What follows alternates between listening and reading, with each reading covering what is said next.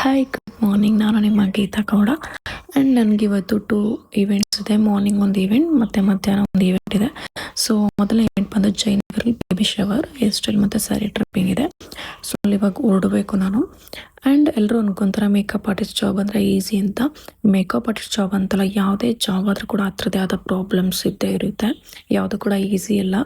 ನಮಗೂ ಕೂಡ ಮಧ್ಯರಾತ್ರಿ ನಾವು ಮಿಡ್ ನೈಟಲ್ಲೆಲ್ಲ ಹೋಗಿ ವರ್ಕ್ ಮಾಡಿರ್ತೀವಿ. ನನಗೆ ರೀಸೆಂಟ್ ವರ್ಕ್ ಒಂದು ಹಾಗೆ ಆಯಿತು. ಬಟ್ ತುಂಬ ಒಳ್ಳೆ ಕ್ಲೈಂಟು ಇದ್ದಾರೆ, ತುಂಬ ಚೆನ್ನಾಗಿ ನೋಡ್ಕೊತಾರೆ ಪಾಪ. ಅದೇ ಥರ ಸರಿ ಇಲ್ದೋಗಿರೋ ಕ್ಲೈಂಟ್ಸ್ ಕೂಡ ಇರ್ತಾರೆ. ಮಧ್ಯರಾತ್ರಿ ಒಂದು 15 ಕಿಲೋಮೀಟರ್, ಓಕೆನಾ, 50 ಕಿಲೋಮೀಟರ್ ನಾವು ಜರ್ನಿ ಮಾಡಿ ಒಂದು 7-8 ಜನಕ್ಕೆ ರಿಸೆಪ್ಷನ್ಗೆ ಮತ್ತು ಮಾರ್ನಿಂಗ್ ಕೂಡ ಎದ್ದು ನಾವು ಮಾಡಿ ಬಂದಿರ್ತೀವಿ. ಅಂಥವ್ರು ಕೂಡ ಒಂದು 17-18 ಸಾವಿರ ರೂಪಾಯಿ ಪೇಮೆಂಟ್ ಮಾಡಬೇಕಾಗುತ್ತೆ. ಬಟ್ ಆ ಥರ ಇದ್ದಾಗಲೂ ಕೂಡ ಫಸ್ಟೇ ಸ್ವಲ್ಪ ಮಾಡಿದ್ರು ಅಂದ್ಕೊಳ್ಳಿ. ಬಟ್ 17-18 ಸಾವಿರ ರೂಪಾಯಿ ಮಾಡಬೇಕಿದ್ರು ನನಗೆ ಅವತ್ತು ಮಾರ್ನಿಂಗ್ 3 ಈವೆಂಟ್ಸ್ ಇದ್ದಿದ್ದರಿಂದ ನನಗೆ ಅಲ್ಲೇ ಸ್ಪಾಟಲ್ಲಿ ಕ್ಲಿಯರ್ ಮಾಡಿಸ್ಕೊಳ್ಳೋದಕ್ಕಾಗಲಿಲ್ಲ. ಸೊ ನಾನು ಬಂದುಬಿಟ್ಟೆ, ಆಮೇಲೆ ಮಾಡ್ತಾರೆ ಅಂತ ಅಂದ್ಬಿಟ್ಟು. ನಿಜ ತುಂಬ ರಿಚ್ ಇದ್ದಾರೆ, ಬಟ್ ತುಂಬ ರಿಚ್ ಇದ್ರು ಕೂಡ ಅದನ್ನು ಪೇಮೆಂಟ್ ಮಾಡೋಕ್ಕೆ ಕಾಲ್ ಪಿಕ್ ಮಾಡ್ತಿಲ್ಲ, ಕೊನೆಗೆ ಪೇಮೆಂಟ್ ಮಾಡಿಲ್ಲ. ನೋಡಿ, ಈ ಥರನೂ ಇರ್ತಾರೆ. ಆ್ಯಂಡ್ ನಾನು ಇವಾಗ ಒಬ್ಬೊಬ್ಬರಿಗೆ ಮೇಕಪ್ ಸ್ಟೈಲ್ ಬೇರೆ ಇರ್ತಾರೆ ಅಂತ ನಿಮಗೂ ಗೊತ್ತು. ಕೆಲವೊಬ್ರಿಗೆ ಗೊತ್ತಿರುತ್ತೆ, ಇಲ್ವೋ ಗೊತ್ತಿಲ್ಲ, ಬಟ್ ಕೆಲವೊಬ್ರಿಗೆ ಗೊತ್ತಿರುತ್ತೆ. ಬಟ್ ಆ ಥರ ಇದ್ದಾಗ ನಾನು ಒಬ್ಬೊಬ್ಬರಿಗೆ ಹೇರ್ ಸ್ಟೈಲ್, ಸ್ಯಾರಿ ಟ್ರಿಪ್ಪಿಂಗ್ ಕೂಡ ಹೋಗ್ತೀನಿ ಮೇಕಪ್ ಆರ್ಟಿಸ್ಟ್ಗಳನ್ನ ಬುಕ್ ಮಾಡಿದಾಗ.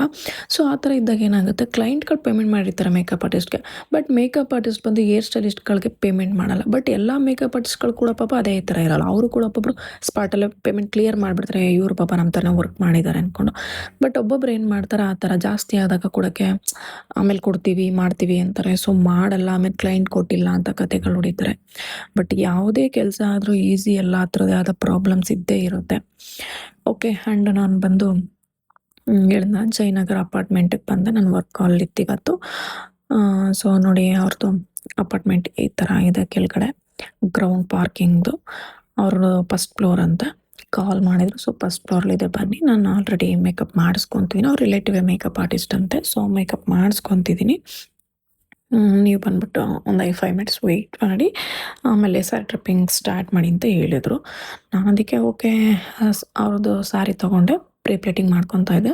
ಅವರ ಸ್ಯಾರಿ ಕಾಂಬಿನೇಷನ್ ಬಂದು ನೋಡಿ ಈ ಥರ ಇದೆ, ಚೆನ್ನಾಗಿದೆ ಅನಿಸ್ತು ನನಗೆ. ಲೈಟ್ ಸ್ವಲ್ಪ ಡಾರ್ಕ್ ಪಿಂಕ್ ಮತ್ತು ಕ್ರೀಮ್ ಕಾಂಬಿನೇಷನ್ನು. ಕ್ಲೈಂಟ್ ಮೇಕಪ್ ಆಗ್ತಾ ಇದೆ. ಅವ್ರು ಮೇಕಪ್ ಮುಗಿದ ತಕ್ಷಣ ಹೇರ್ ಪ್ರಿಪ್ರೇಷನ್ ಮಾಡ್ಕೊಳ್ಳೋಕೆ ಸ್ಟಾರ್ಟ್ ಮಾಡಿದೆ. ಹೇರ್ ಪ್ರಿಪ್ರೇಷನ್ ಮಾಡಿಕೊಂಡು ಸ್ಯಾರಿ ಟ್ರಿಪ್ಪಿಂಗ್ ಮಾಡಿ ಆ್ಯಂಡ್ ಹೊರಗಡೆ ಒಂದ್ಸಲ ಫೋಟೋಶೂಟ್ ಮಾಡ್ತಾಯಿದ್ರು.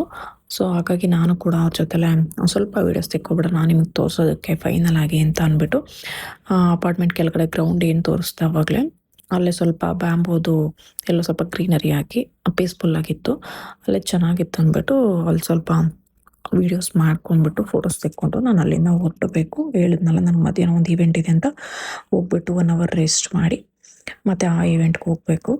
ಆ್ಯಂಡ್ ಅವ್ರದ್ದು ಹೇರ್ ಸ್ಟೈಲ್ ನೋಡಿ ಈ ಥರ ಬಂದಿದೆ. ಅವ್ರು ನನಗೆ ಈ ಥರ ಬೇಕು ಅಂತ ಕೇಳಿದರು. ಹೇರ್ ಆಕ್ಸರೀಸ್ ಮತ್ತು ಫ್ಲವರ್ಸ್ ಎಲ್ಲ ಅವರೇ ಅರೇಂಜ್ಮೆಂಟ್ ಮಾಡಿದರು. ಬಟ್ ನಾನು ಬಂದು ಹೇರ್ ಸ್ಟೈಲ್ ಮತ್ತು ಸ್ಯಾರಿ ಟ್ರಿಪ್ಪಿಂಗ್ ಮಾಡಿಕೊಟ್ಟೆ. ತುಂಬ ಇಷ್ಟ ಆಯಿತು, ತುಂಬ ಚೆನ್ನಾಗಿದೆ ಅಂತ ಅಂದರು. ಕ್ಲೈಂಟ್ಗೂ ಕೂಡ ತುಂಬ ಇಷ್ಟ ಆಯಿತು. ಆ್ಯಂಡ್ ನಾನು ಇವಾಗ ಇಲ್ಲಿಂದ ಮನೆಗೆ ಹೋಗೋ ಅಷ್ಟು ಮತ್ತೆ 1 ಅವರ್ ಆಗುತ್ತೆ ಜಯನಗರಿಂದ ನನ್ನ ಲೊಕೇಶನ್ಗೆ. ಆ್ಯಂಡ್ ಬೇಬಿ ಶವರ್ಗೆ ಇವರ ಒಂದು ಹೇರ್ ಸ್ಟೈಲ್ ಮತ್ತು ಸ್ಯಾರಿ ಟ್ರಿಪ್ಪಿಂಗ್ ನಿಮಗೆ ತುಂಬ ಇಷ್ಟ ಆಯಿತು ಅಂತ ಅನ್ಕೊತೀನಿ. ನಿಮಗೆ ಇದೇ ಥರ ವೀಡಿಯೋಸ್ ಬೇಕು ಅಂದರೆ ಈ ಒಂದು ಚಾನಲ್ ಸಬ್ಸ್ಕ್ರೈಬ್ ಮಾಡಿ, ಲೈಕ್ ಮಾಡಿ. Thank you.